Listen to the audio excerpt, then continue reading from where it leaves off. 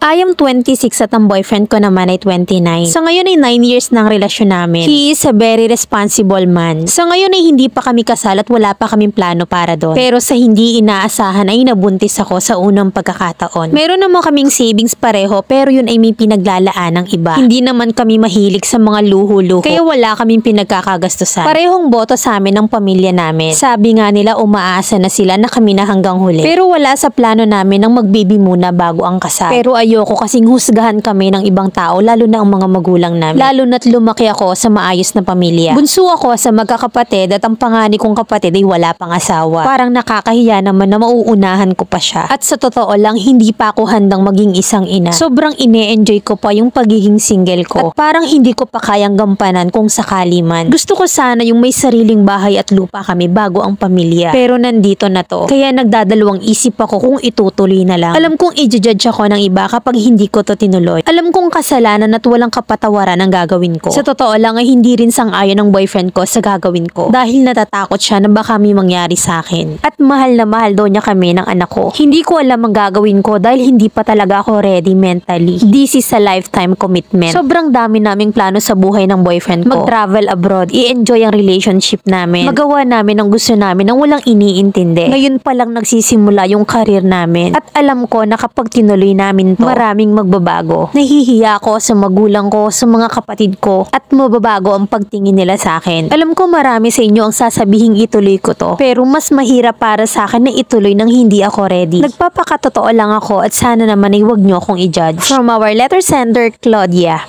Alam mo kung ano yung kinatatakutan mo? Yun yung iisipin ng ibang tao. Kung pera lang yung problema nyo, maswerte kayo kasi may ipon kayo. Yung iba dyan nabubuntis ni pisong savings ay wala. Pero tinuloy nila. Bakit? Kasi ginawa nila yon. Hindi kasalanan ng bata ang mabuo. Lahat ng yan ay nangyari dahil sa inyo. Maybe hindi talaga kayo ready because it was unplanned. Pero kailangan nyo yung harapin. Once na lumabas yung baby, dun nyo malalaman yung totoong acceptance. Yung iba nga na walang trabaho pareho tapos 5 anak na bubuhay nila. Hindi nila naisipang ipalaglag kayo pa kaya na may parehong trabaho at may ipon. Huwag mong isacrifice yung buhay ng anak mo para lang masabing perpektong anak ka. Hindi ka magiging masaya sa gagawin mong yan. Kasi alam mo sa sarili mong ay ka ng sarili mong anak. Naawa ako sa baby mo. Kasi nasa tummy pa lang siya, inaayawan na siya ng sarili niyang ina. At eto naman yung real talk advice ng mamilen mo. Ito yung sinasabing magaling sa sarap at bumuka ka pero ayaw ng responsibilidad. Maraming may gustong magkaanak pero hindi nabiyayaan. Ikaw na binigyan pero inaayawan mo. Marami diyang mahirap lang pero kinakayang mabuhay para lang sa anak. Sana nag-isip ka muna nung nagpakasarap ka na merong pills, may injection, may condom kung ayaw mong makabuo. Eh hindi ka naman pala ready, sana nag-family planning ka. Ang lagay kasalanan pa ng anak mo na nabuo siya. Magkano lang yung condom, Diyos ko? Baka ultimo pagbili ng condom pinanghihinayangan mo. Kung ayaw mo talaga at hindi ka pa ready, hayaan mo siyang mabuhay. Dahil meron at merong tatanggap sa anak mo who will adopt and accept your baby. Don't be too selfish. Dahil kung pipiliin mo na huwag siyang ituloy, you will regret it one day. It will haunt you forever. You will never have peace.